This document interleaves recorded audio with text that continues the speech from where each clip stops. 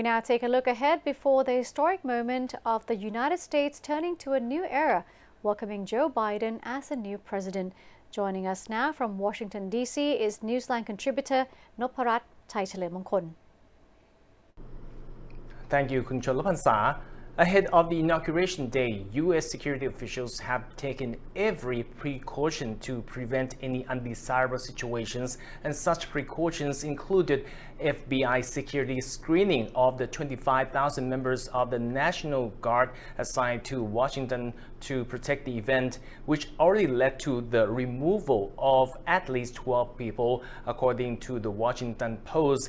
These moves follow the breach at the U.S. Capitol by supporters of President Donald Trump 2 weeks ago.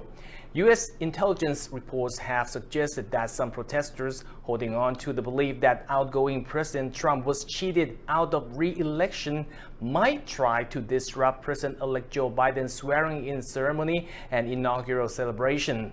Prior to the event, the inaugural site has encircled in tall fencing topped with concertina wire, which shows a much more pronounced security than has been common at past inaugurations.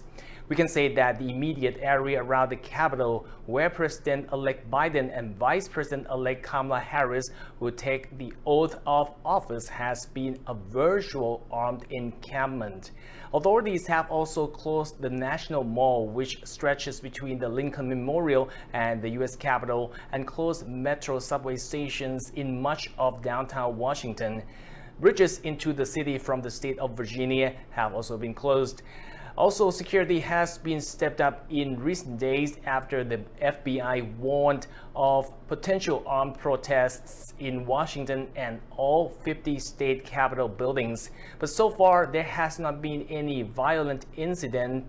News reports showed small groups of protesters, some carrying arms, gathered outside state houses in many states, including Ohio, Michigan, Oregon, Texas, and Nevada.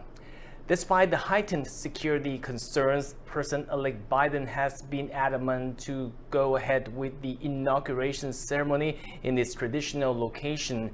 Nevertheless, much of the celebration has been conducted virtually, with bands and groups appearing from all 50 U.S. states. The widely watched 59th inaugural ceremonies officially started since 11:15 a.m. here in Washington and will be concluded at noon, where Joe Biden is officially sworn in as the 46th President of the United States. And after the President-elect and the Vice President-elect take their oaths of office, Biden will deliver his inaugural address.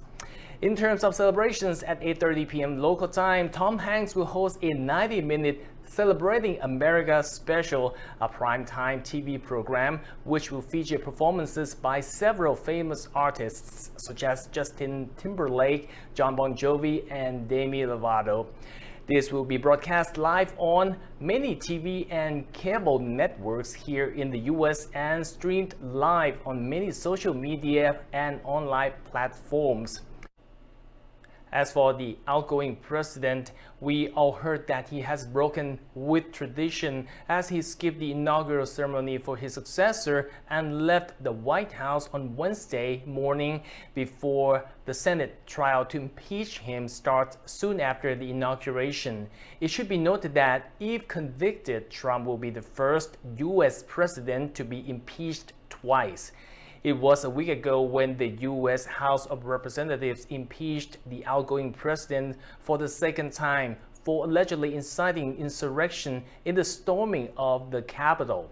In order to convict Trump on the insurrection impeachment article, a two-thirds vote is needed in the Senate, but the U.S. Senate will soon be split 50-50 between Republicans and Democrats. So for a guilty verdict, 17 Republicans would have to turn on Trump and join all 50 Democrats in voting for a conviction. If convicted, a simple majority vote could bar Trump from ever again holding federal office.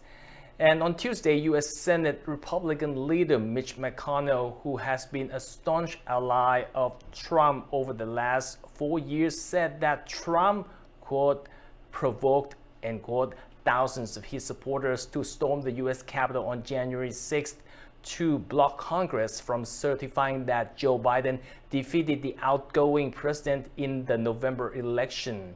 He also told the Senate that the mob was fed lies that Trump had been cheated out of re-election and noted that, quote, they were provoked by the president and other powerful people, end quote. Last week, the Senate Majority Leader said he would consider convicting Trump but had not made up his mind. His Tuesday statement appeared to signal he holds the president responsible for the January 6th rampage. No date has been set for the start of the impeachment trial, but it is expected to begin soon in the early days of the new Biden administration. คุณชลพันษา